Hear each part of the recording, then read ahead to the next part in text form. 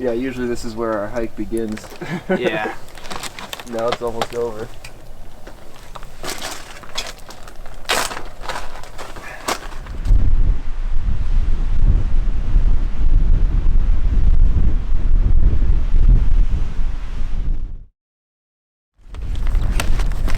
Montana isn't on total lockdown yet.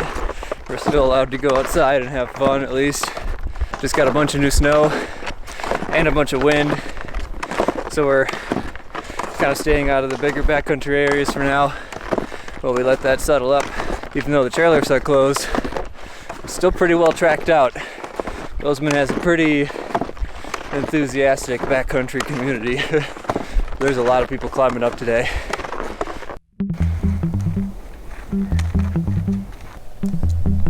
Cheers. Cheers, brother. Hate it pretty much.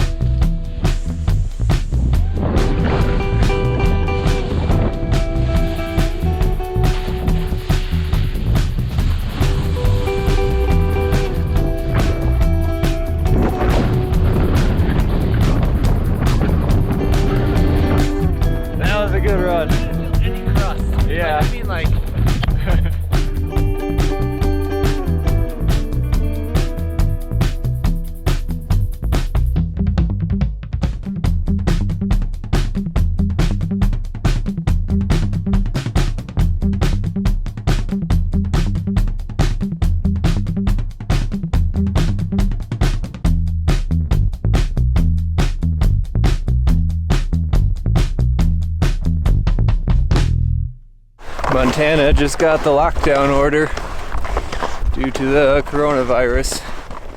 We're kind of in the midst of it now. They say only essential travel is allowed, but I did check and we are still allowed to go outside, so that's a relief. But this whole thing is getting pretty serious, and it's definitely taking a toll on the public.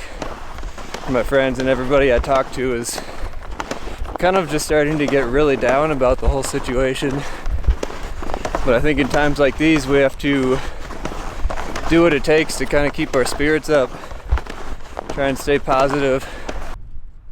As far as social distancing goes, you can't really get much more distant than going into the mountains by yourself. I'm in the Beartooths. This is an entirely new area for me. Haven't really explored this at all yet, and these mountains are huge. I'm gonna try and get pretty deep into them, probably going about 10 miles today, but I'm still only gonna be scratching the surface, and I'm excited to see what they hold.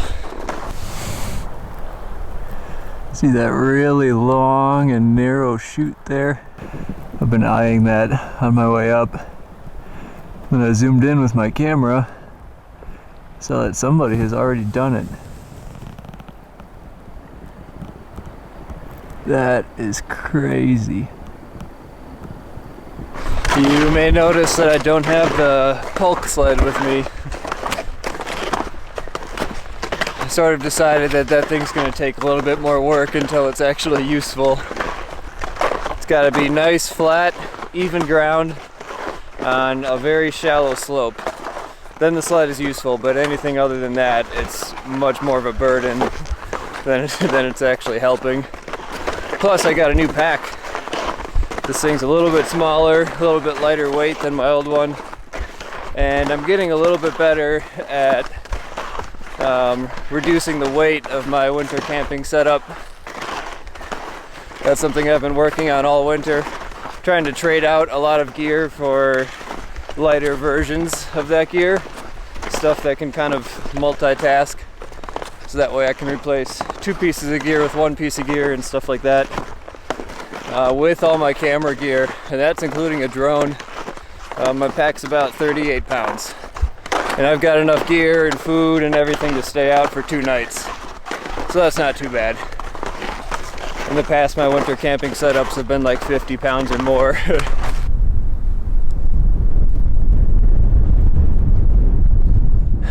For the past like 2 hours, I've been trying to get to this lake. I've been trying to go up through this pass and then get to a lake up on the other side over there. And it's been kind of a struggle the whole time. I can tell where the summer trail is, but right now that is covered up by a huge wind drift of snow, which is right down there. And I'm really afraid to walk across that because that looks like a pretty classic wind slab, something that could break, and if it does break, it's pretty much a sheer cliff right below that, so I'm not gonna walk on that. But I'm kind of at a point here where I can't really go any farther unless I'm gonna walk on that wind slab.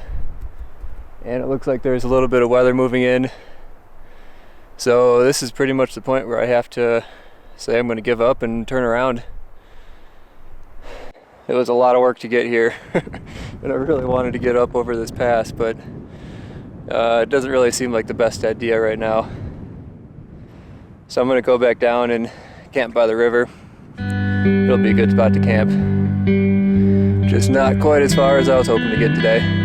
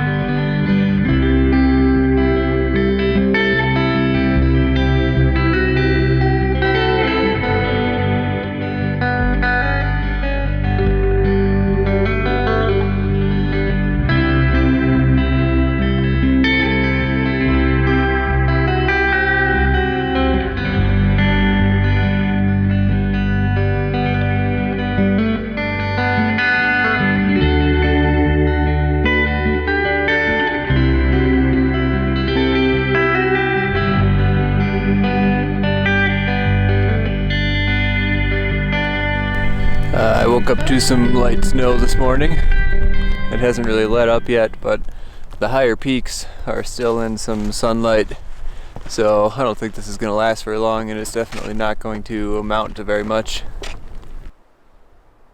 But I kind of hit a dead end in this canyon here. Can't really go any farther, which I was planning on going farther and then wrapping up around this huge wall and then coming down the other side of it, but it kind of looks like that's not going to happen. So the only choice I really have is to go back the way I came. I saw some cool stuff on the way in, so I'm going to check those slopes out, see if I can ride some of those.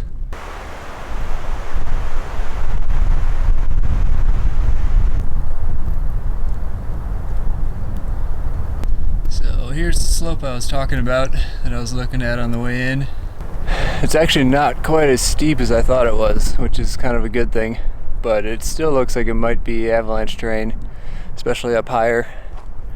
This is a north-facing slope, which is also a good thing, because north-facing slopes don't see as much sun, so the snow here doesn't melt and freeze as often. When you get those melt-freeze cycles, it creates ice layers and a lot of different layers in the snow, and that kind of creates instability over time. But north-facing slopes are generally a little bit more stable.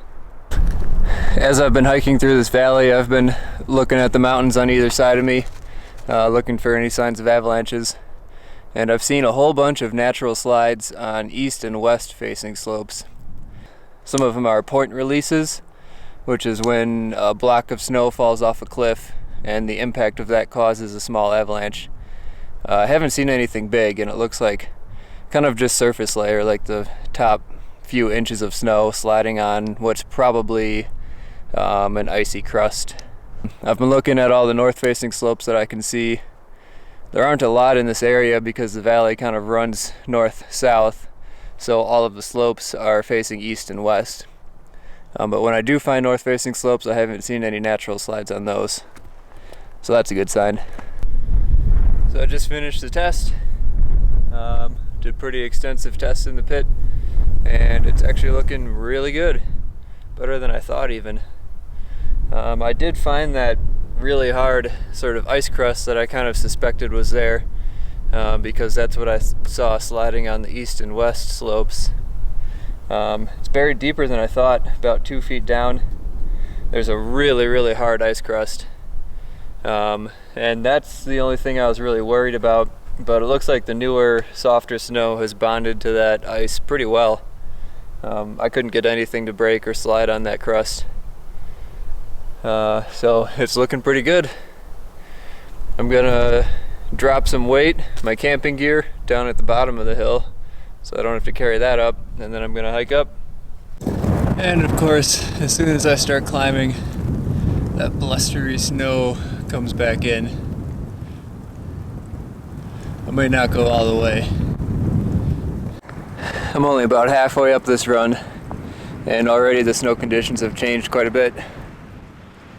There's a much thicker wind crust on top. It's about 2 inches now. Down there it was like half an inch. And now there's a lot less snow in between the top and that really thick ice crust. And I just dug a little hand pit, which is basically just punching down and feeling the layers.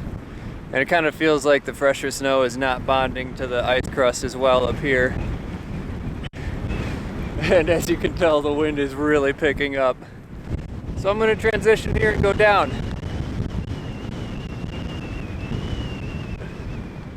Yeah, it got kind of intense real quickly.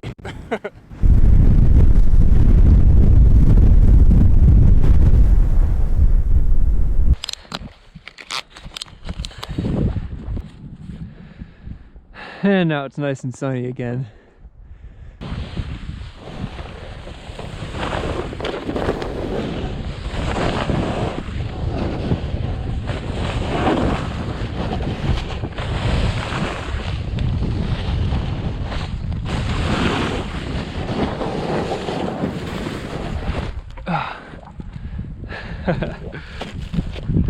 Also, my other pole broke.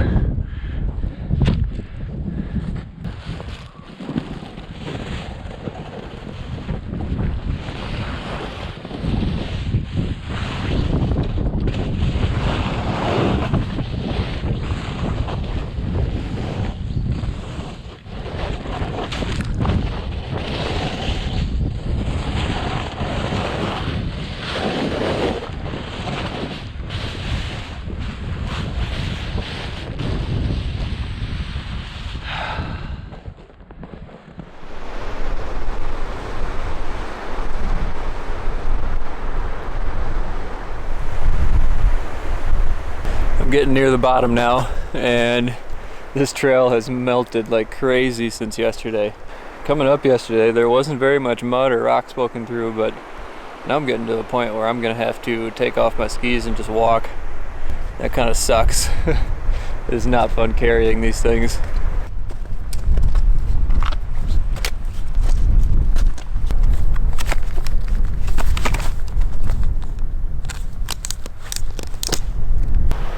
Alright, so this is going to be a recurring pattern.